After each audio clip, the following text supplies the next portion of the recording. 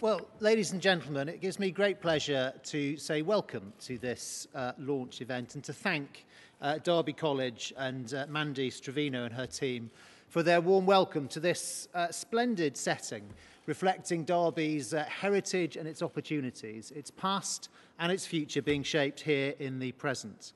And before the Prime Minister speaks, let me take just a moment to appreciate this college and what it does, the variety of its offer, supported by strong partnerships with others in the world of education, but also with the community and the world of business. 25,000 people engaged in learning here at the college, taking a very wide variety of subjects and qualifications, from 14-year-olds doing vocational qualifications alongside their GCSEs, to adults learning new skills part-time alongside their careers. And this variety and choice is what makes it possible to make sure that so many can find the right educational route for them, to make sure that they can do, they can be, or that all they can be, but also that this country has the skills that it needs. We have an enviable reputation in this country for HE and FE, great colleges, great universities. But the world economy keeps changing, the bar keeps being raised, and we need to change too. We need to make sure that we have an 18-plus system that works for everyone, to make sure that in terms of participation, everybody that can benefit can do so, to make sure that they can access the right course for them, the best fit, both in terms of their talents and in terms of the skills that our economy and society needs, and to make sure that there is value for money for everybody. So we need to build on our reforms that are already in train, make sure there's a joined-up system for all that's fit for the future. And this vibrant college strikes me as a perfect setting to launch this the government review. So again, thank you to the college for hosting us. And without further ado, it gives me great pleasure to introduce the Prime Minister.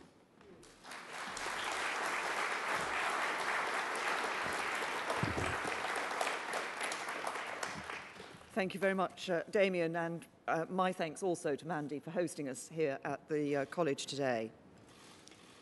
Now, I took my very first steps into elected politics as a local councillor in South London. For 2 years, I was the chairman of the Education Authority in Merton.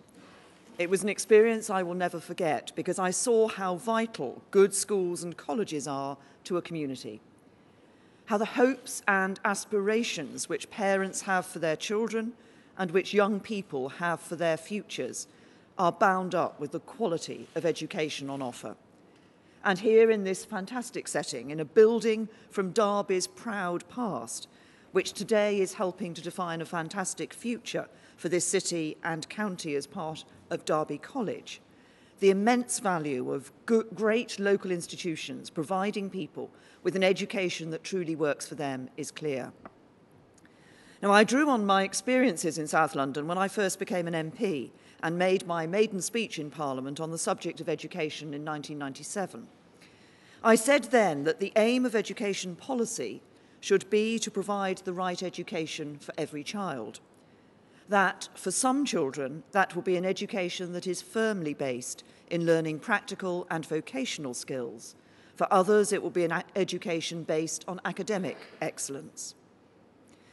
A lot has changed in the last 20 years, but that core principle that the needs of every child and every young person deserve to be met still drives my vision of the education system our country needs. And the need for such a system has never been greater. First, because the new technologies which are shaping the economy of the future will transform the world of work and demand new knowledge and skills in the decades ahead. Technologies like artificial intelligence, biotech, and new advances in data science have the potential to drive up living standards and open new possibilities for human achievement and personal fulfillment. But if we're to seize those opportunities, if we're to make Britain a great engine room of this technological revolution in the 21st century, we need to make the most of all of our talents. Now, the sixth form students I met at Featherstone High School in Southall this morning and the young people studying here at Derby College will be starting their careers in the new economy of the 2020s and 2030s. To give them the skills they need to succeed, We need an education and training system which is more flexible and more diverse than it is today. One which enriches their lives with knowledge, gives each of them a great start in life, and is there for them when they need it. And there's another reason why we must act now to deliver that education system that truly works for everyone. Because the Britain of the 2020s will be a Britain outside of the European Union, pursuing a new course in the world. And I want the Britain which these young people will be living in to be a self-confident, outward-looking Britain, the best friend and ally of our EU partners, but also a Britain which is out in the world, forming even closer ties with friends and allies right across the globe. We will learn together, collaborating in research which makes new scientific breakthroughs and improves our understanding of the world. We will trade together, spreading opportunity and prosperity ever more widely. And we will stand together in support of the shared values which unite Britain with so many other like-minded countries, in Europe, yes, but across the world too. To become that Britain, where a thriving economy drives up living standards and creates greater security and opportunity for everyone, and where the prosperity which economic growth generates is more fairly shared in our society, we need education to be the key that unlocks the door to a better future. Through education, we can become a country where everyone, from every background, gains the skills they need to get a good job and live a happy and fulfilled life. To achieve that, we must have an education system at all levels which serves the needs of every child. And if we consider the experience which many young people have of our system as it is today, it's clear that we don't have such a system today. Now imagine two children currently in secondary school and thinking about their futures. One is a working class boy from here in Derby. He aspires to a career as a lawyer, but he doesn't have a social network to draw on with any links to the profession, and he doesn't know if someone like him can make it. The road he will have to take to achieve his dream is much more challenging than the one his counterpart who is privately educated will face. Almost a quarter of the students at our research-intensive universities come from the 7% of the population who go to private school. And the professions which draw their recruits primarily from these institutions remain unrepresentative of the country as a whole, skewed in favour of a particular social class. For the boy from a working-class home here in Derby, the odds are stacked against him. And as a country, we will all lose out when we do not make the most of everyone's talents and ability. And now imagine a second child. She's a girl from a middle-class background who is privately educated. Her dream is to be a software developer, and she wishes she could go straight into the industry. But she faces another set of pressures, which tell her that studying academic A-levels and making a UCAS application to a Russell Group university is what the world expects of her. The idea that there might be another path, just as promising and better suited to her individual hopes and dreams, simply doesn't occur. In each case, the system is not working for the individual or for our country. Paul Johnson of the IFS recently wrote about the experiences his two sons had of leaving school. One, a natural fit at university, found the application process simple and straightforward. The other, who wanted to pursue a technical course, found it much more difficult because everything points to university as the default. Roughly half of young people go to university and roughly half do not. But in the 20 years since we introduced tuition fees, public debate on tertiary education has been dominated by a discussion of how we fund and support those who go to university, and there's been nothing like the same attention paid to how we support the training and develop the skills of the young people who do not. Most politicians, most journalists, most political commentators took the academic route themselves and will expect their children to do the same. And there remains a perception that going to university is really the only desirable route, while going into training is something for other people's children. If we're going to succeed in building a fairer society and a stronger economy, we need to throw away this outdated attitude for good and create a system of tertiary education that works for all our young people. That means equality of access to an academic university education, which is not dependent on your background, and it means a much greater focus on the technical alternatives too. One of the great social achievements of the last half-century has been the transformation of an academic university education from something enjoyed almost exclusively by a social elite into something which is open to everyone.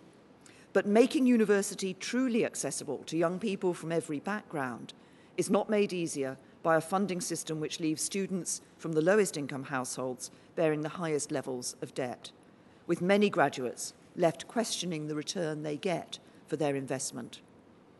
And for those young people who do not go on to academic study, the routes into further technical and vocational training today are hard to navigate. The standards across the sector are too varied, and the funding available to support them is patchy.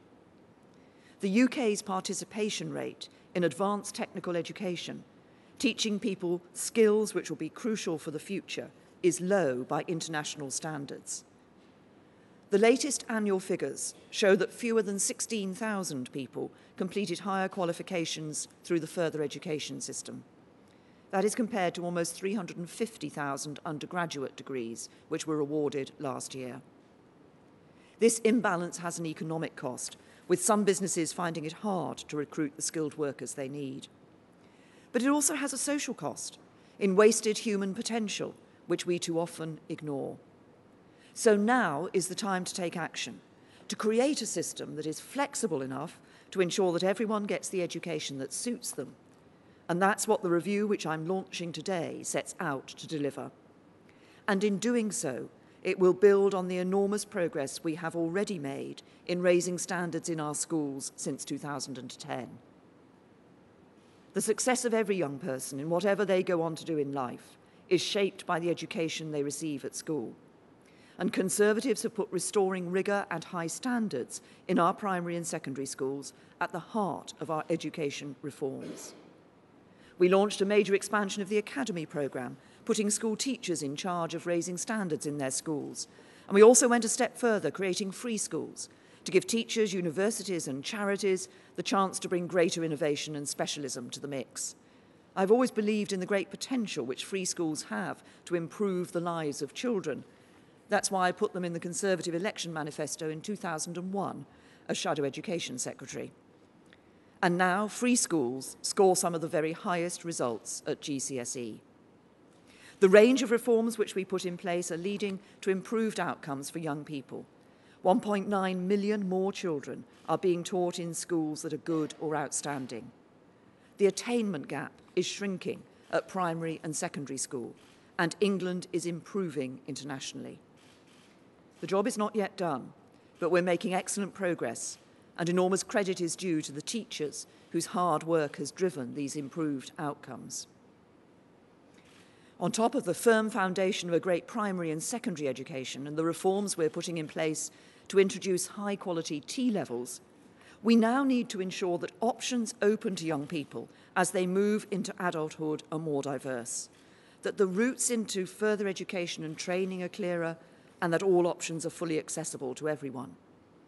And that's why I'm today launching a major and wide-ranging review into post-18 education. The review will be supported by an expert panel, and I'm delighted that Philip Auger has agreed to chair that panel. It will focus on 4 key questions: how we ensure that tertiary education is accessible to everyone from every background, how our funding system provides value for money both for students and taxpayers, how we incentivise choice and competition right across the sector, and finally, how we deliver the skills that we need as a country. This is a review which for the first time looks at the whole post-18 education sector in the round, breaking down false boundaries between further and higher education so we can create a system which is truly joined up. Universities, many of which provide technical as well as academic courses, will be considered alongside colleges, institutes of technology and apprenticeship providers. There are huge success stories to be found right across the sector at every level, and by taking a broad view, Philip and his expert panel will be able to make recommendations which help the sector to be even better in the future. Our universities are world leaders and jewels in Britain's crown. 16 British universities are in the world's top 100, and 4 are in the top 10. I want to know how we can build on that success and at the same time ensure that people from all backgrounds share the benefits of university study. So the review will examine how we can give people from disadvantaged backgrounds an equal chance to succeed. That includes how disadvantaged students and learners receive maintenance support, both from government and universities and colleges. But the review will also look more widely and examine our whole system of student funding. There are many aspects of the current system which work well. Universities in England are now better funded than they have been for a generation. And sharing the cost of university between taxpayers as a whole and the graduates who directly benefit from university study is a fair principle. It's enabled us to lift the cap on the number of places, which was in effect a cap on aspiration, so universities can expand and so broaden access. But I know that other aspects of the system are a cause for serious concern, not just for students themselves, but parents and grandparents too. And this is a concern which I share. The competitive market between universities, which the system of variable tuition fees envisaged, has simply not emerged. All but a handful of universities charge the maximum possible fees for undergraduate courses. 3-year courses remain the norm, and the level of fees charged do not relate to the cost or quality of the course. So we now have one of the most expensive systems of university tuition in the world. And we've already begun to take action to address some of these concerns. We scrapped the increase in fees that was due this year, and we've increased the amount graduates can earn before they start repaying their fees to £25,000. The review will now look at the whole question of how students and graduates contribute to the cost of their studies, including the level, terms, and duration of their contribution. Our goal is a funding system which provides value for money for graduates and taxpayers.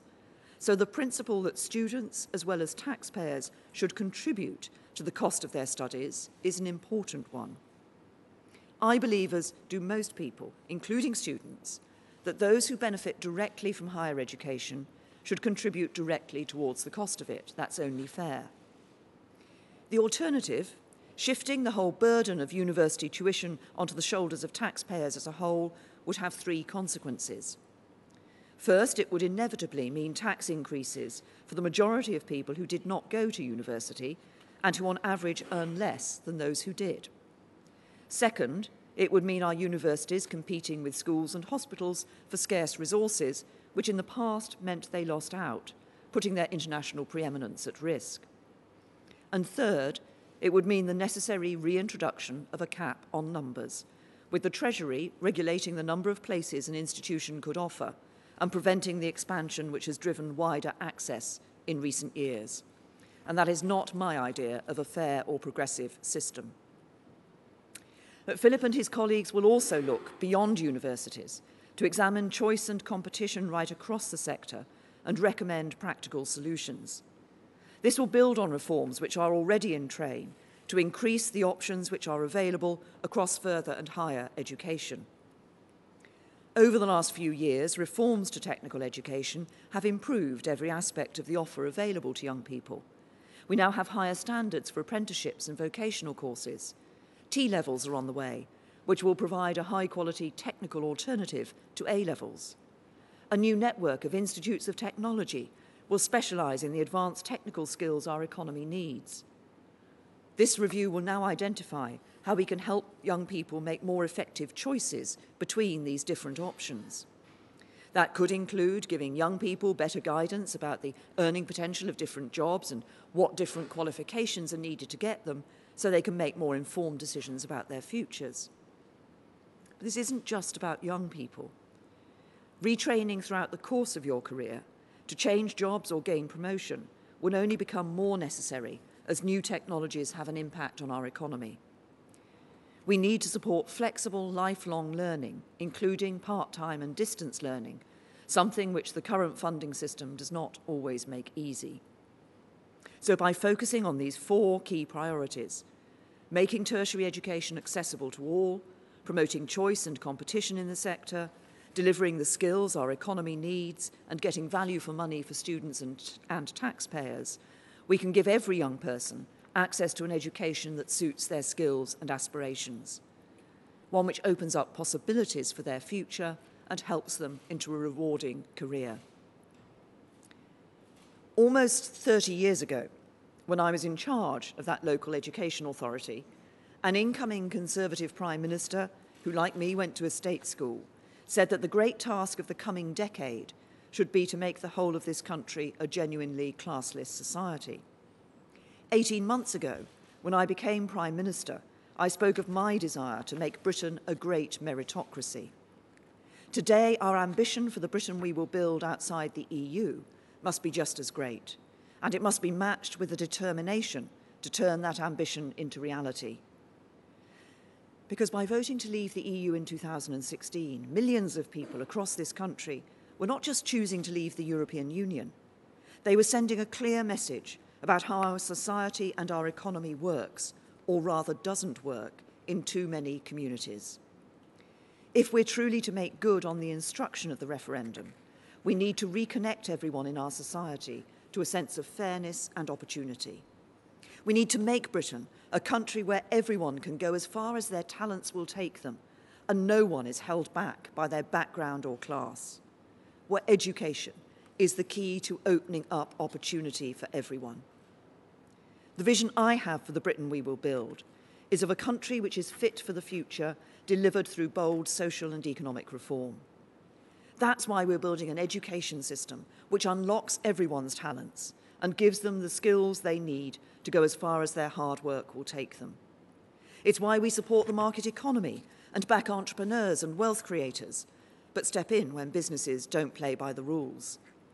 And it's why we're making the UK the very best place in the world to start and grow a high-tech business, while also making sure that new technologies work for everyone in society. If we get it right, we can build a country that truly works for everyone, a country where your background does not define your future, and class distinctions are a thing of the past, where a boy from a working-class home can become a High Court judge thanks to a great state education, and where a girl from a private school can start a software business thanks to a first-class technical education. That's my vision for a fairer society and how we will deliver it. A society where good, rewarding work is available for everyone. An economy with the skills it needs to succeed. Britain as the great meritocracy, a country that respects hard work, rewards effort and industry, where a happy and fulfilled life is within everyone's grasp. Thank you.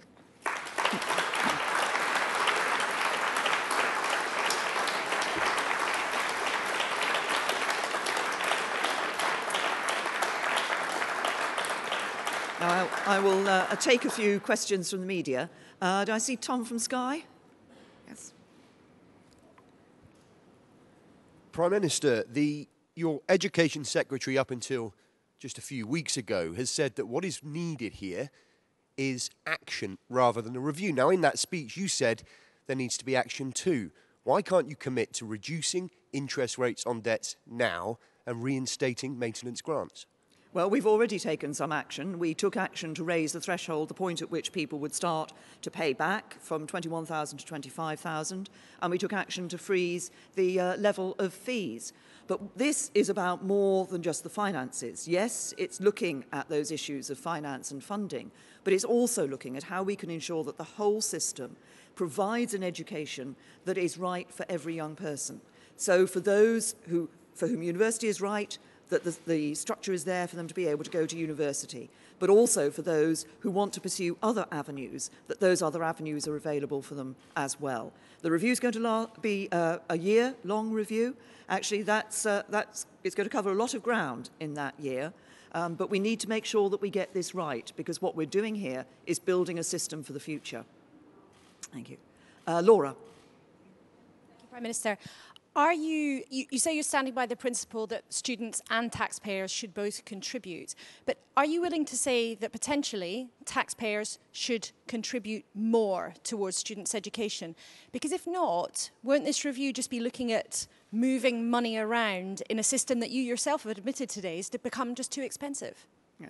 What I think, first of all, I think it is important that both students and taxpayers contribute. I think it's important that students contribute because if you think about it, as I think Damien said at the weekend, the Secretary of State said at the weekend, you've got two groups of people, those who go to university and benefit from going to university and those who do not.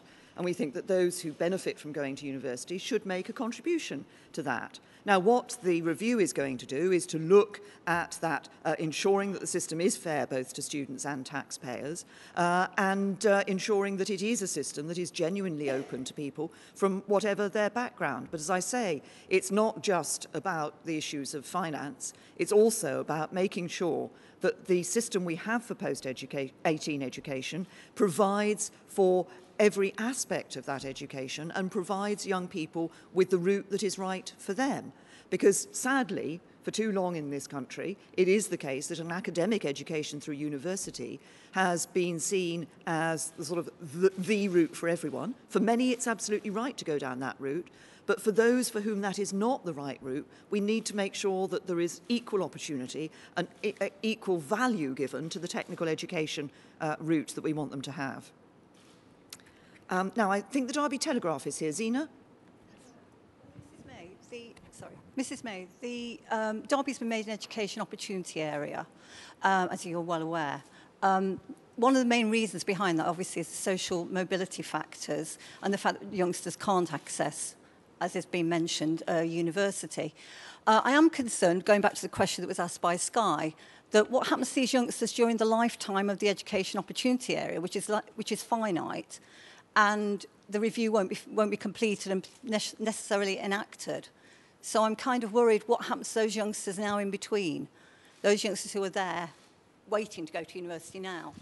Well, I would encourage all those who are thinking of going to university, for whom that is the right thing to do, to make that application, to go to university, to make sure that you get that education.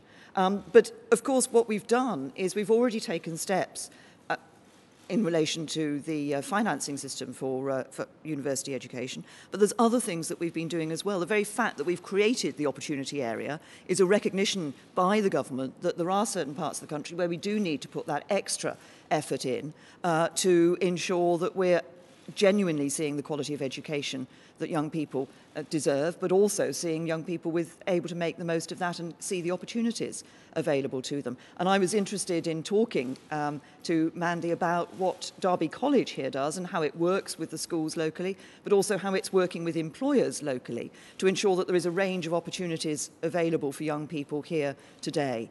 So the review will be looking at the future system, but there are many things that we've done today to improve the opportunities for young people here.